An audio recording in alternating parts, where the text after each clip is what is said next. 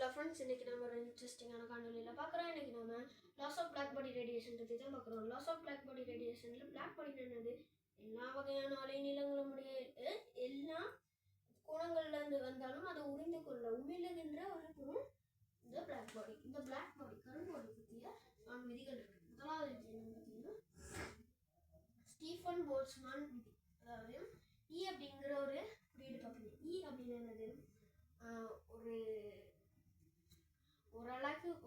ஓரளவுக்கு மேற்பரப்புல இருந்து ஓரளவு நேரத்தில் உமிழப்படுகின்ற ஆற்றலை இங்கே இருந்து கொஞ்சம்னா டி அப்படின்னா டெம்பரேச்சர், அப்சல்யூட் தனிவெப்பநிலை அப்படின்னு சொன்னா.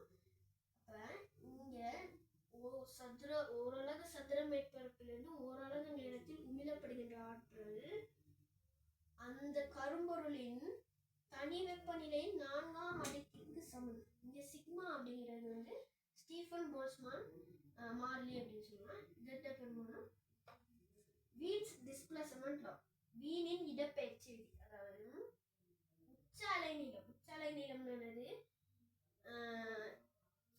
Lambda maths. அதாவது மேக்சிமம் எனர்ஜி எவ்வளோ இருக்குமோ ஒரு அலை நீளத்துக்கு அதை உச்ச அலை நீளம்னு சொல்லுவாங்க.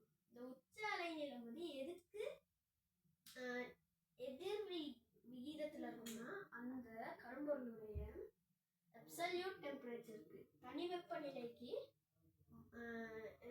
எதிர் விகிதத்தில் இருக்கும். பி அப்படிங்கிறது வந்து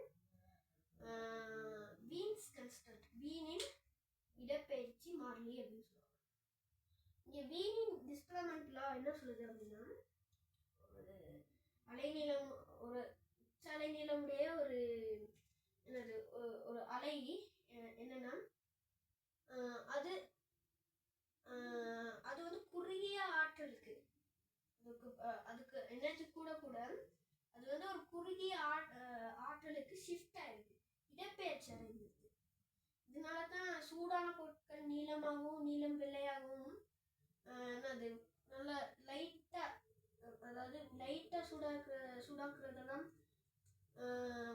எல்லோவாவோ இல்லாட்டி நீளமாவோ இருக்கும். அடுத்தது வந்து ரேலே ஜீன்ஸ் விதி. ரேலே ஜீன்ஸ் விதி அப்படிங்கிறது நிறமாலை செறிவு, ஸ்பெக்ட்ரல்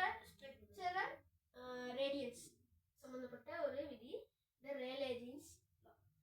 அவர் என்ன சொல்றாரு அப்படின்னா, ஒரு இன்டென்சிட்டி ஆஃப் ரேடியேஷன்னா அந்த கரும்பொருள் வந்து உமிழுகின்ற ஆற்றல் எதுக்கு நேர் விகிதத்தில் இருக்கும்னா இந்த கரும்பொருளுடைய தனி வெப்பநிலைக்கும், எதுக்கு எதிர் வீதத்தில் இருக்கும்னா அந்த அலைநீளத்துடைய 4ஆம் அடுக்கிற்கு எதிர் வீதத்தில் இருக்கும். இது வந்து அலைநீளத்தை பொறுத்து உருவாக்கப்பட்ட ஒரு சமன்பாடு. அப்ப ரேலே ஜீன்ஸ் வந்து அவருடைய விதி வந்து நீண்ட அலைநீளங்களுக்கு சமனாக, அதாவது வேலை செய்து குறுகிய அலைநீளங்களுக்கு வந்து என்னது ஒர்க் ஆகல, ஃபெயில் ஆயிடுச்சு, தோல்வி அடைஞ்சிருச்சு. அதாவது இதுல ஒரு கரும்பொருள்ல இருந்து வர்ற ஒரு குறுகிய அலைநீளம் வந்து உச்சகட்டம்னா அதீத ஆற்றலை, இன்ஃபைனைட் அளவுக்கான ஆற்றலை வந்து என்ன செய்யும், வெளியிடும் அப்படிங்கிறத இந்த ஈக்குவேஷன் குறிச்சிச்சு. இது வந்து உண்மையான பரிசோதனைகள்ல என்னது முரண்பட்டுச்சு. அதனால இதை அல்ட்ரா வயலட் கேஸ்ட்ரோஃபி, அதாவது குறுகிய அலை நீளம்னாலே என்னது அல்ட்ரா வயலட், புற ஊதா கதிர். அப்ப அந்த அடிப்படையாக வச்சு புற ஊதா கதிர் பேரழிவு அப்படிங்கிற இந்த முரண்பாடுக்கு பேர் வச்சாங்க.